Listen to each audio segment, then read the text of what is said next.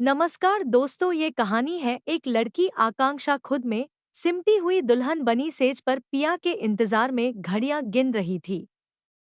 अचानक दरवाजा खुला तो उसकी धड़कनें और बढ़ गईं। मगर यह क्या?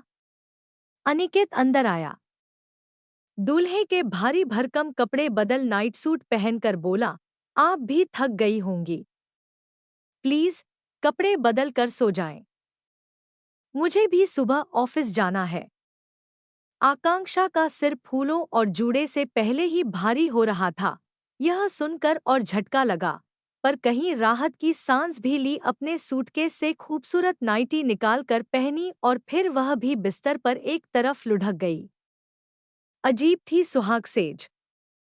दो अनजान जिस्म जिन्हें एक करने में दोनों के परिवार वालों ने इतनी जहमत उठाई थी, बिना एक हुए ही रात गुजार रहे थे। फूलों को भी अपमान महसूस हुआ, वरना उनकी खुशबू अच्छों को मदहोश कर दे। अगले दिन नींद खुली तो देखा अनिकेत ऑफिस के लिए जा चुका था। आकांक्षा ने एक भरपूर अंगड़ाई लेकर घर का जायजा लिया। 2 कमरों का फ्लैट, बालकनी समेत अनिकेत को ऑफिस की तरफ से मिला था। अनिकेत एयरलाइंस कंपनी में काम करता है, कमर्शियल विभाग में। आकांक्षा भी एक छोटी सी एयरलाइंस कंपनी में परिचालन विभाग में काम करती है। दोनों के पिता आपस में दोस्त थे और उनका यह फैसला था कि अनिकेत और आकांक्षा एक दूसरे थे। अर्नव गांव से रोज जयपुर जाता था। वो एक गाइड का काम करता था, जबकि उसकी माँ माया और नंदिनी पगड़ियाँ बनाने का काम करती थी, जिन्हें अर्नव ही कभी कभार ले जाकर बेच दिया करता था। तीनों की जिंदगी बस किसी तरह चल रही थी, पर नंदिनी खुश थी।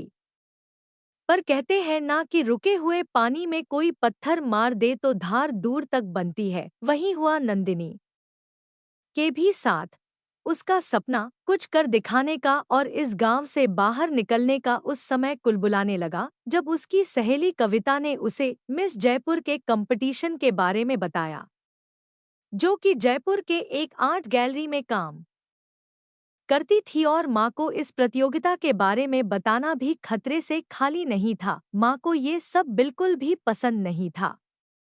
खैर, उसने अपने भाई अर्नव से मदद लेने की सोच ली थी और अर्नव तैयार भी था उसे जयपुर ले जाने के लिए, पर वहाँ कुछ रकम भी जमा करनी पड़ती है, ऐसा नंदिनी ने सुना था, पर उसको ज्यादा पता नहीं था। तो उसने अपनी सहेली को दोबारा फोन करके पूछा तो पता चला वहाँ 25,000 रुपए जमा करने होंगे।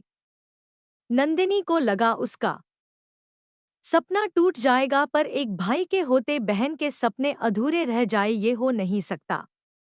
अर्नव ने उसको पैसों का इंतजाम करने का वादा कर दिया था। नंदिनी बहुत खुश थी। उसके सपने बाहें फैला के उसे अपनी तरफ बुला रहे थे। एक गांव की लड़की का इस तरह शहर जाना अपने आप में बड़ी बात थी, वो भी राजस्थान जैसे जगह पर। नंदिनी के अंदर पूरा जोश भरा हुआ था। उसे लगता वो इतनी आत्मविश्वासी है,